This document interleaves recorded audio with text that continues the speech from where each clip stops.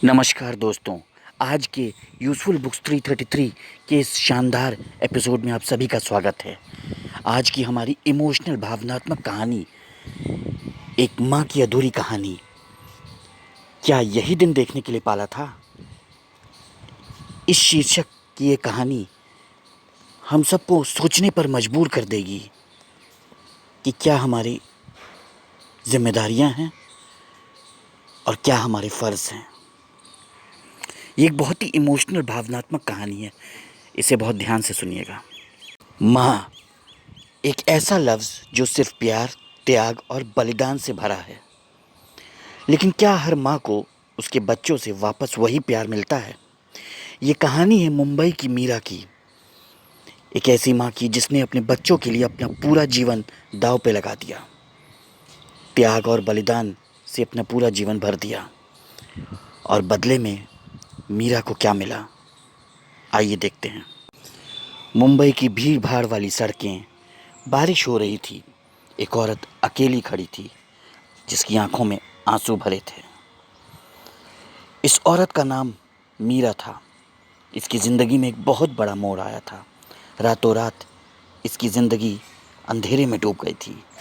मीरा की उम्र लगभग 32 साल थी जब उसके हस्बैंड ने उसको छोड़ दिया और उसकी ज़िंदगी अचानक से अंधेरे में डूब गई। 10 साल की शादी और फिर सिर्फ तन्हाई, ना कोई सहारा, ना कोई उम्मीद।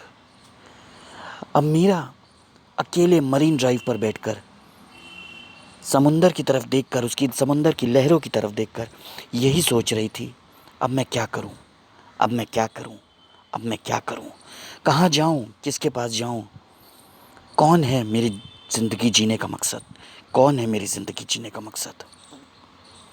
यही सवाल उसके दिलो दिमाग में छाए हुए थे।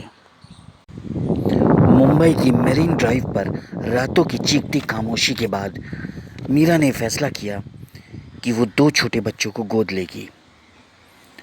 और इस फैसले को लेने के बाद मीरा एक अनाथालय गई। वहाँ छोटे छोटे बच्चे खेल रहे थे। मीरा ने 2 बच्चों को गोद में उठाया और ये फैसला किया कि अब वही दोनों उसकी ज़िंदगी जीने का मकसद बनेंगे। एक छोटी बच्ची जिसका नाम था सिया और एक छोटा लड़का जिसका नाम था आरव। अब ये दोनों बच्चे उसकी ज़िंदगी जीने का मकसद बन गए और वो गेटवे ऑफ इंडिया के पास बैठकर यही सोच रही थी कि अब यही दोनों बच्चे मेरी ज़िंदगी जीने का मकसद हैं। अब मेरी ज़िंदगी सिर्फ इन दोनों के लिए है। अब यहाँ से शुरू होता है मीरा के संघर्ष भरे दिन और संघर्ष भरी रातें। मीरा दिन में एक ऑफिस में काम करती थी। शाम को कुछ अमीर लोगों के यहाँ वो बर्तन धोने का भी काम करती थी और रात को जब अपने घर पहुँच जाती थी तो अपनी सिलाई मशीन से कपड़े भी सिला करती थी। यानी मीरा 3 तरह के संघर्ष कर रही थी। दिन में एक वर्किंग वुमेन की ऑफिस में भूमिका निभा रही थी, शाम को एक काम वाली की भूमिका निभा रही थी, लोगों के घर बर्तन धो रही थी, और रात को जब अपने घर पहुंच जाती थी तो एक दर्जी की भूमिका निभा रही थी और कपड़े सिला करती थी। अब इन 3 संघर्ष भरे दिन में उसके पूरे संघर्ष वाले दिन और संघर्ष भरी रातें गुजरने लगीं। मीरा अपने संघर्ष भरे जीवन को किसी तरह आगे बढ़ा रही थी। जब वो शाम को घर लौटा करती थी तो वो बस का वेट करती थी और यही सोचती रहती थी। उसके दिमाग में एक ही मिशन रहता था कि बच्चों की स्कूल की फ़ीस भरनी है, बच्चों को पढ़ा लिखा कर बड़ा आदमी बनाना है।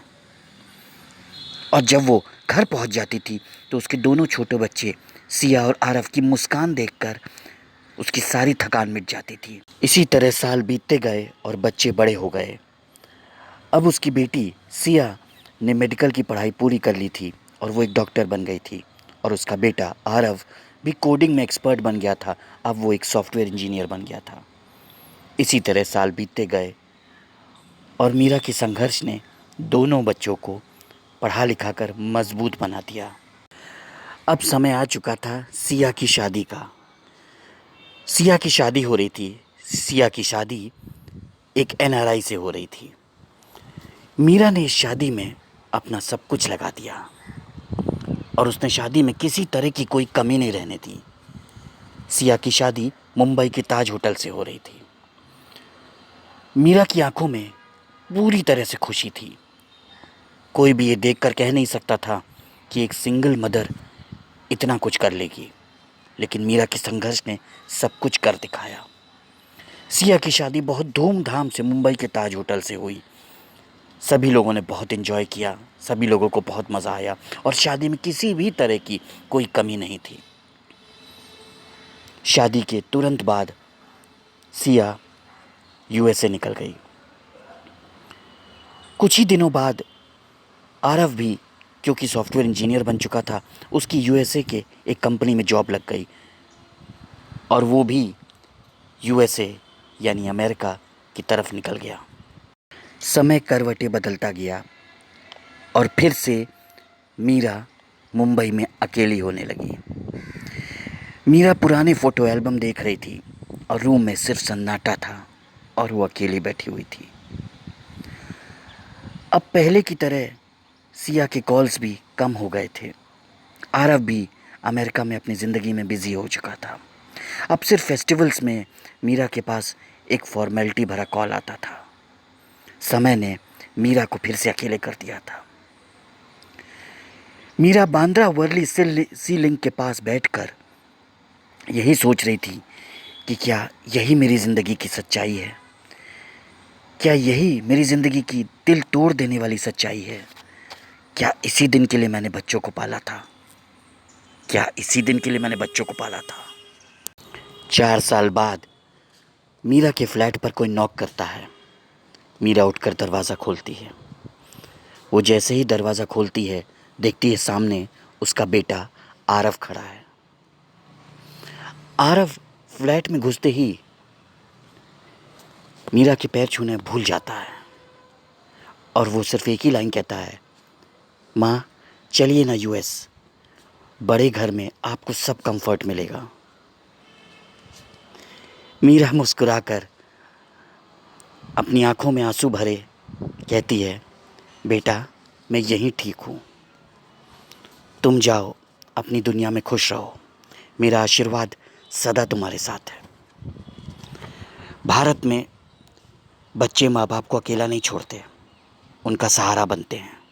उनकी अब मीरा सिद्धि विनायक मंदिर पहुंची और वहां बैठकर अपने दर्द को बांटने लगी।